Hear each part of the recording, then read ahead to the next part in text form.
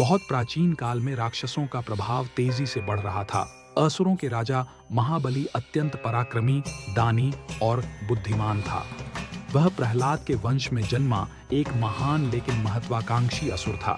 बलि ने घोर तपस्या करके अपार बल और वरदान प्राप्त किए। उसने तीनों लोक, स्वर्ग, पृथ्वी और पाताल पर अपना अधिकार जमा लिया। उसने देवताओं को पराजित कर इंद्रलोक तक जीत लिया। पराजित देवता घबराकर भगवान विष्णु की शरण में पहुंचे।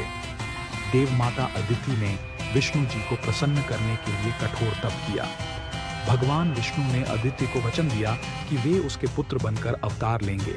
उन्होंने एक छोटे बौने ब्राह्मण रूप में वामन अवतार लिया। वामन का जन्म आर्षि कश्यप और अदिति के आश्रम में हुआ। बालक वामन का शरीर दिव्य प्रकाश से चमक रहा था। उन्होंने एक सरल ब्राह्मण बालक का वेश धारण किया। सिर पर छोटी, हाथ में कमंडलू और कंधे पर छाता। उस समय राजा बलि एक भव्य यज्ञ का आयोजन कर रहा था। वह यज्ञ में ब्राह्मणों को मनचाहा दान देने का व्रत ले चुका था। उसी यज्ञ में वामन पहुंच गए और सबकी दृष्टि उन्हीं पर टिक गई। राजा बलि ने उस तेजस्वी ब्राह्मण बालक का स्वागत किया। बलि ने नम्रतापूर्वक पूछा, हे ब्राह्मण, बताइए आपको क्या चाहिए?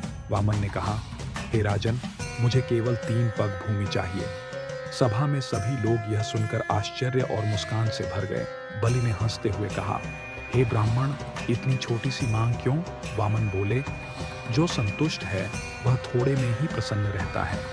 बलि ने वामन से कहा, हे ब्राह्मण, आपकी आज्ञा शिरोधार्य है। मैं आपको 3 पग भूमि प्रदान करता हूँ। जैसे ही बलि ने वचन दिया, वामन ने अपना विराट रूप धारण कर लिया। उनका शरीर आकाश से भी ऊंचा हो गया। दिशाएं भर गईं तेज से। पहले पग में उन्होंने पूरी पृथ्वी को नाप लिया।